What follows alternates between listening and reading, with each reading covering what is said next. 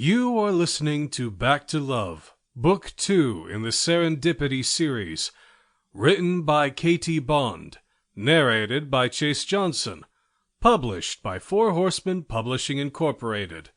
Copyright K.T. Bond 2022. All rights reserved. Chapter 1. Niall McLaren slid his sweaty palms over his jacket, irritated with himself for being nervous. This was a first for him. He passed his hand over his impeccably groomed dark hair and hoped that whatever dampness remained on his palms would transfer itself to his tresses. Dressed in a dark gray suit with a white silk dress shirt open at the collar and polished gray loafers, he knew he looked more than presentable enough to pass muster when he saw Karen Mullings again. It wasn't his appearance that had him anxious. It was her reaction to seeing him again that had his heart rate speeding up as he pressed the doorbell. The first time he'd seen her in the pub a few weeks earlier, he'd been intrigued by the cool, sophisticated air that she'd exuded, and he hadn't been especially concerned by the fact that she was with an older guy. They seemed friendly enough, if the shared smiles and earnest conversation he had observed were anything to go by, but they hadn't seemed to be a couple in the traditional sense, though he thought he read interest in the guy's expression, which didn't surprise him, given how attractive Karen was. He wasn't quite able to read hers, however, so when she showed up the next night alone, he'd taken a chance. What was the worst thing that could happen? She'd send him packing, and he could live with that.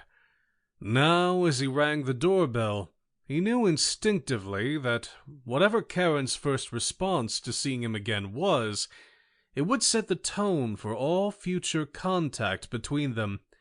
Eventually, he wanted that contact to be the kind he knew she would never allow him to have if she didn't feel the same interest that he did. Taking a deep, calming breath, he waited for the door to open. When it did, the woman he'd been unable to forget stood before him, wearing a silk dress, knee-length and clinging to her every curve. Her kitten-heeled sandals were white and strappy, her jewelry understated, her makeup barely there. He was speechless with nerves and thoroughly annoyed with himself.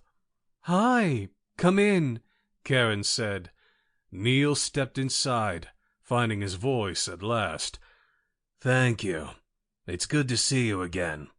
He was aiming for cool and nonchalant. It would never do for her to see how eager he was feeling until he could be sure of her. Inhaling her fragrance, he observed Karen regarding him with no more than a friendly eye. He sighed inwardly then, knowing at once that he had no chance with her. All the time he'd spent thinking about her since their first meeting had been wasted. Damn it.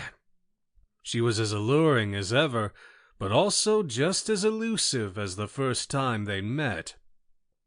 He'd observed it in her smile, even as she walked ahead of him into the living room. She was friendly, and her eyes were warm, but that was all. Looking around him, he assumed this was going to be a small party, as the space was intimate.